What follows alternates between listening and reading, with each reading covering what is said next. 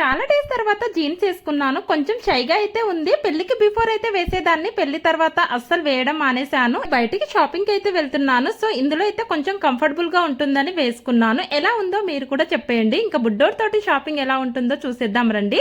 Actual గా డిమార్ట్ కి అయితే వచ్చామండి. ఇంట్లో కొన్ని గ్రాసరీ అయితే తీసుకుంటున్నాము. చేతి గ్రాసరీ కోసమైనా ఫస్ట్ బట్టల సెక్షన్ వెళ్లాల్సిందే. ఇక్కడ కొన్ని బట్టలు అయితే ట్రయల్ చేసాము. లాస్ట్ లో అయితే ఒక నైట్ షూట్ తీసుకున్నాను. పిల్లలతో షాపింగ్ అంటే అంతే ఉంటది మరి. పాపం బుడ్డోడిని అయితే బుట్టలో వేసేసాను. వాడైతే మంచిగా ఎంజాయ్ చేస్తున్నాడు. వాడు ఎంజాయ్ చేయడమే కాకుండా నన్ను తినేస్తాడన్నట్టు.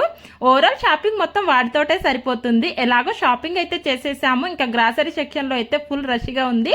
అక్కడ ఏం క్లిప్స్ అయితే తీసుకోలేదు. సారీ బిల్ అయితే మోత మోగింది అనుకోండి. ఇంకా షాపింగ్ అయిపోలేదు. ఇంకా రెన్సి పాప కోసం బట్టలు కూడా తీసుకోవాలి. అది నెక్స్ట్ వీడియోలో షేర్ చేస్తాను. రెన్సి పాప కూడా ఊరు నుంచి వచ్చేసింది. ఈసారి ఊరు నుంచి వచ్చేటప్పుడు రెన్సి పాప అస్సలు రానని మొండికేసి కూర్చుందంట. చాలా కష్టం మీద రెన్సి పాపనైతే తీసుకొచ్చాడు వాళ్ళ మామ.